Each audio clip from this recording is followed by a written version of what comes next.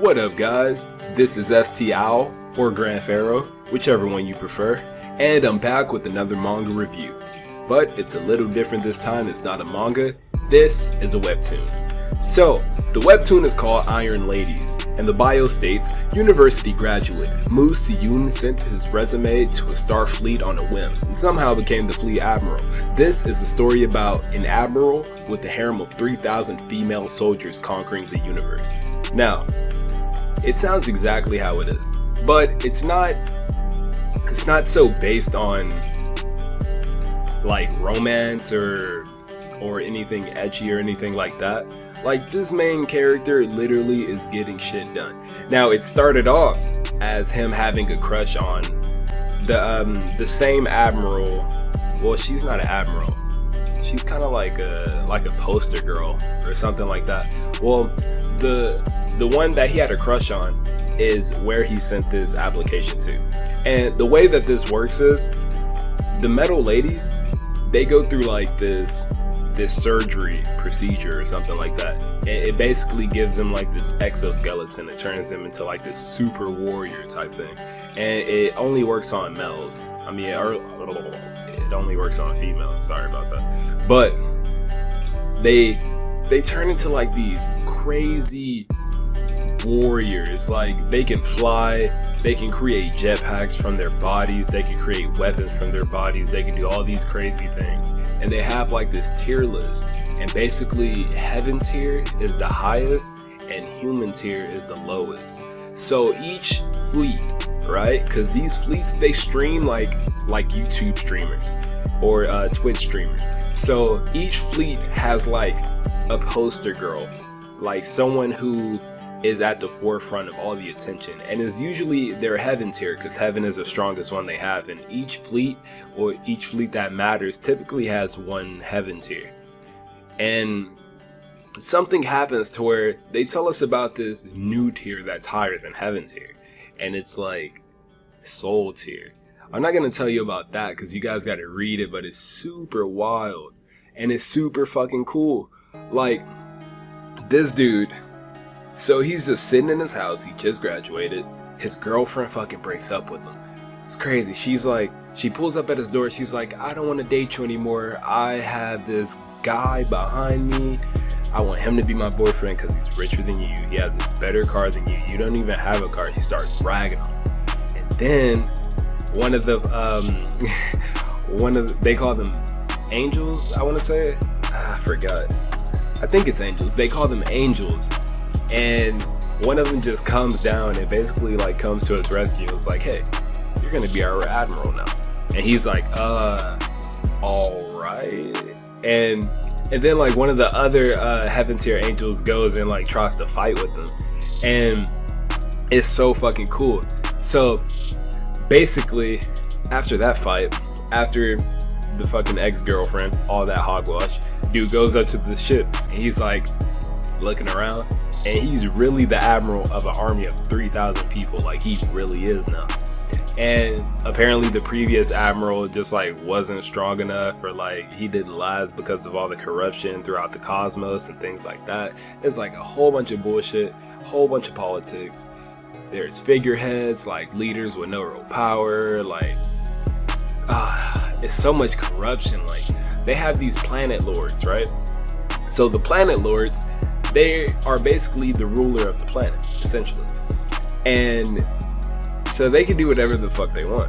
Like, whatever on that planet, you know? And it's corruption, so of course there are some things going on behind the scenes as to like why they will never get caught, why they will never get in trouble, and things like that. So I'm just like, what the fuck is about to happen? So this dude, Moo Si-yoon, he's like, fuck all this, like, we gotta fix some shit, like something, like we gotta do something. Like, he's not focused on like all the girls, like the 3,000 girls that he just has under his command. Like, he's focused on actually making changes throughout the cosmos because he sees that it's fucked up, and he's been there from the ground level.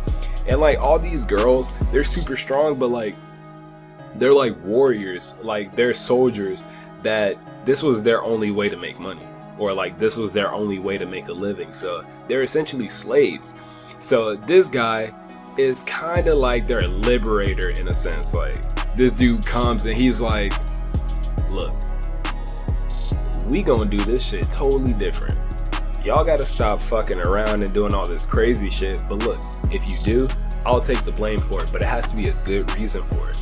And he really starts to instill like a sense of purpose within them, and like some honor and some code. And you know, the corrupted, they don't want to fuck with that. They're like, listen, we gotta get this fucker out of here. So they start calling him this nickname, the Heaven-Defying Dragon King, or Evil Heaven-Defying Dragon King, or something like that. But it's so fucking cool. Like, this dude looks badass.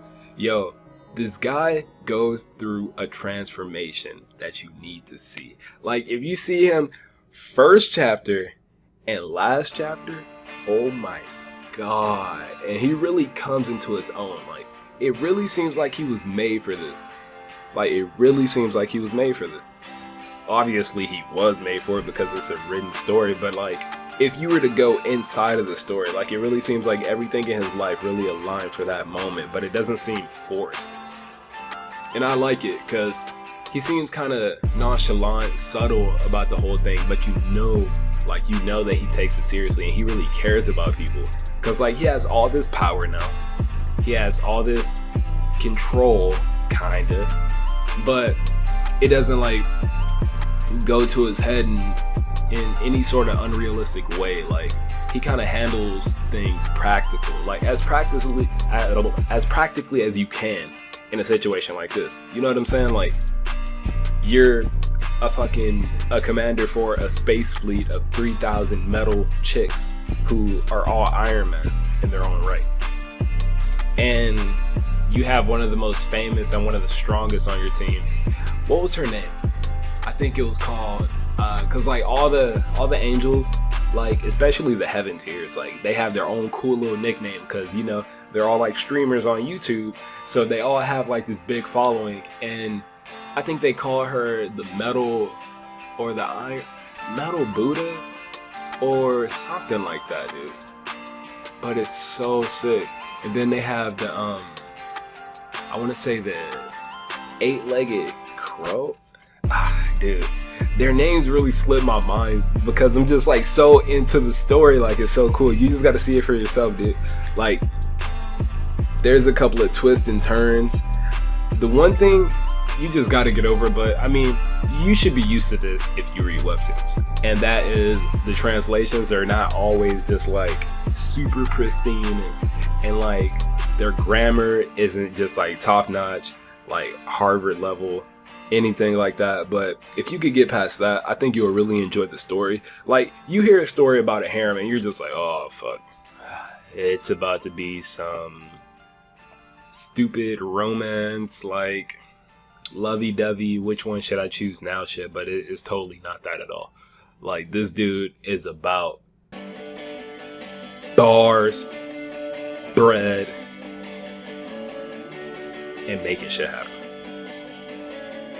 And bars, you know, that's just a motherfucking, that's when you spitting that them good lyrical spiritual miracles, like them good words, them bars. Like, you gotta speak to him with some sense, you know what I'm saying? And he speaks with sense. So, bars.